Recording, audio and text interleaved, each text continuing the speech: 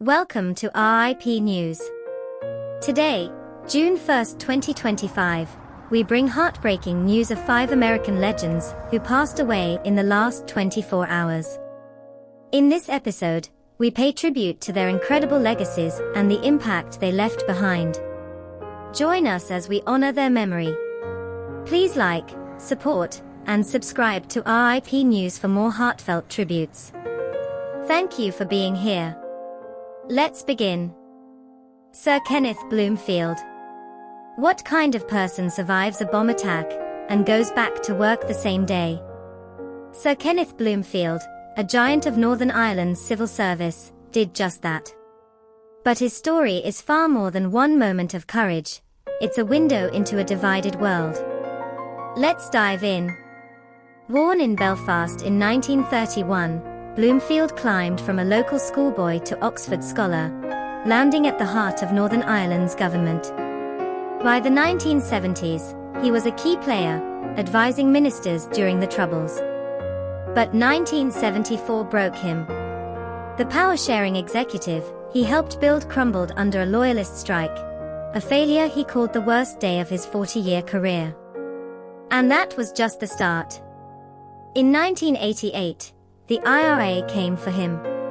A Semtex bomb ripped through his family home in Crawfordsburn.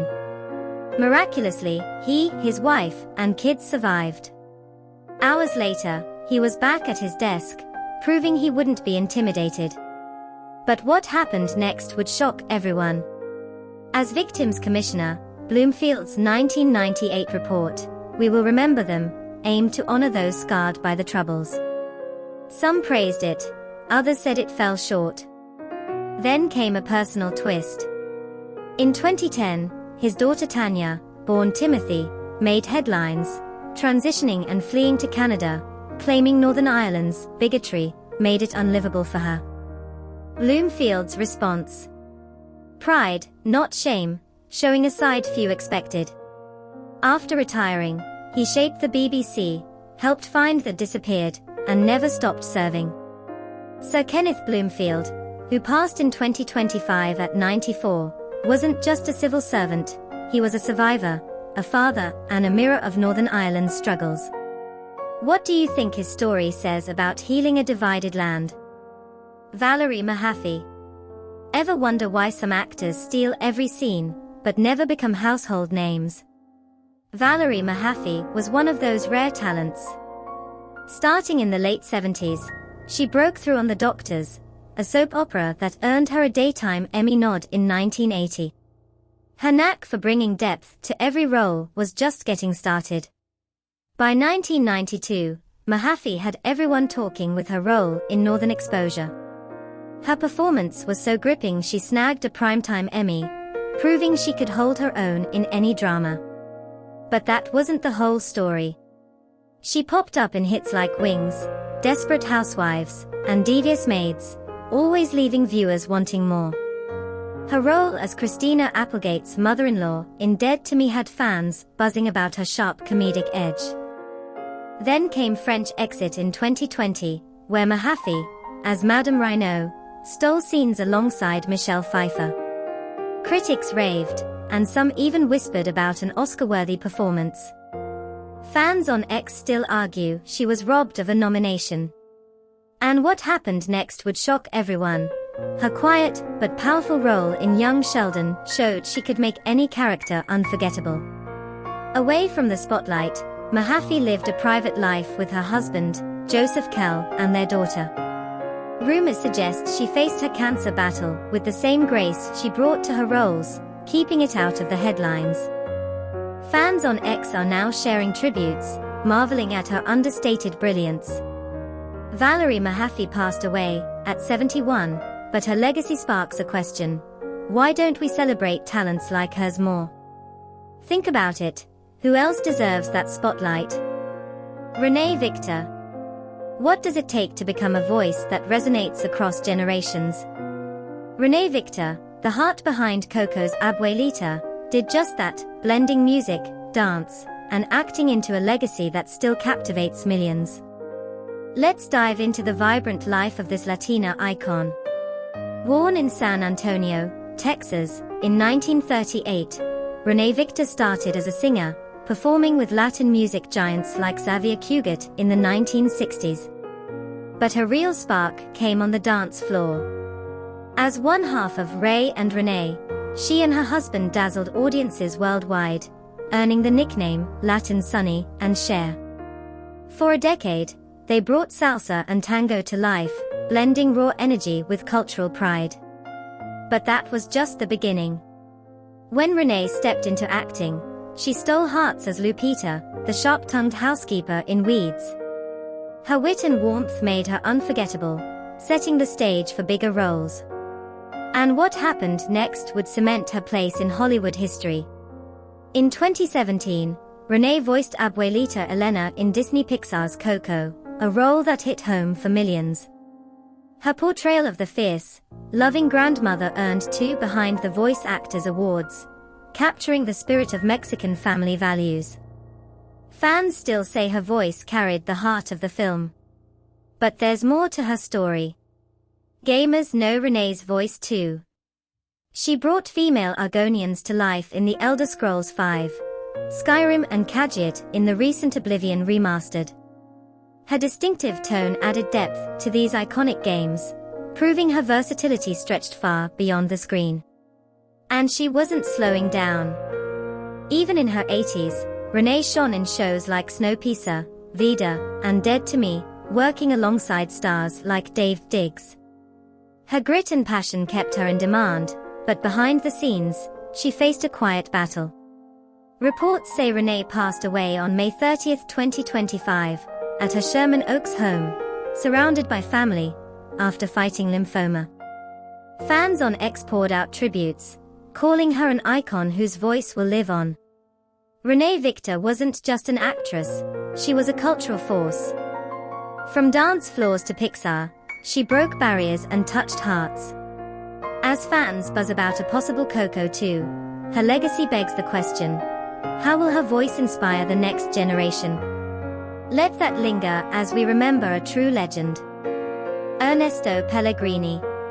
What kind of man transforms a football club, builds a business empire, and still finds time to feed the poor? Ernesto Pellegrini, who passed away at 84, did just that, leaving Inter Milan and the world in mourning on the day of a historic Champions League final. Let's dive into the story of a visionary who changed the game, on and off the pitch. Born in 1940 to a farmer's family in Milan, Pellegrini started small. As a young accountant at Bianchi, earning just 50,000 lire a month, he wasn't content with numbers. He pushed for more, taking over the company canteen and spotting a gap in the market. That spark of ambition would change everything. But how did a farmer's son become a titan of industry? In 1965, Pellegrini seized Italy's economic boom, founding Organizzazione Mense Pellegrini. He saw people's eating habits changing as incomes rose, and he was ready to meet that demand. By 1975, his company became Pellegrini S.p.A., growing into a €635 million giant by 2019, employing over 9,000 people in catering, meal vouchers, and cleaning services. His vision turned workplaces into dining hubs. Yet, his heart was always with football. A lifelong Inter Milan fan, Pellegrini wrote a bold letter in 1979 to chairman Ivano Frazzoli, begging to join the club's board. By 1984, he bought Inter for €5 million, stepping up as its 17th president. What followed was a golden era that fans still talk about. But what made his tenure so legendary? Under Pellegrini, Inter Milan soared. The 1988-89 Serie A season, dubbed the Scudetto of Records, saw Inter clinch the title with an unmatched 58 points under coach Giovanni Trapattoni. Pellegrini's big bets on German stars like Lothar Matthaus, Jürgen Klinsmann, and Andreas Briem paid off, bringing 2 UEFA Cups in 1991 and 1994, plus a Supercoppa Italiana. His knack for spotting talent reshaped the club. But there was more to him than trophies. Pellegrini never forgot his roots. In 2013, he launched the Ernesto Pellegrini Foundation and opened Reuben, a Milan restaurant serving meals for €1 to those in need, inspired by a homeless man he'd known in his youth. It wasn't just charity, it was personal, a mission to restore dignity. His foundation even offered job training and childcare. And then, tragedy struck. On May 31, 2025, Pellegrini passed away from a lung infection, just hours before Inter faced PSG in the Champions League final. The team wore black armbands, honoring a man who'd given them so much. His death, at 84, cast a shadow over the match, but his legacy shone brighter. So, what's next for those inspired by his story? Valmik Thapar. Who was Valmik Thapar, and what did his obsession with tigers cost him? India's Tiger Man left a legacy that's as fierce as the animals he fought for, but his journey wasn't without shadows. He passed away in May 2025, and the story behind his life is wilder than you might think. It all started with a train ride. In his 20s, Valmik Thapar, a sociology grad, hopped on a whim to Ranthambore National Park. That trip changed everything. Mentored by the legendary Fatih Singh Rothor, he turned Ranthambore into a global beacon for tiger conservation. But there's more to it than that. Thapar didn't just save tigers, he made them stars. His 1997 BBC series Land of the Tiger brought India's wildlife to millions, with over 30 books cementing his voice. His passion was unmatched, but it stirred trouble too. And that's where things get murky. Take T24, a tiger blamed for human deaths. Thapar backed its relocation to a small enclosure, a move that sparked heated debate. Some called it a betrayal of the wild, others said it saved lives. What's the real story? It's not black and white. Then there's Project Cheetah. Thapar called it a disaster waiting to happen, claiming India couldn't support African cheetahs. Rumors swirled that his blunt stance ruffled feathers in high places. Did he push too hard? That's what some are saying. Even as cancer took hold in 2024, Thapar never stopped. He worked until the end, guiding projects from his Delhi home. His death at 73 left a void, but his legacy roars on. So, what's next for India's tigers without their fiercest defender? Share your thoughts below, and let's keep his fight alive.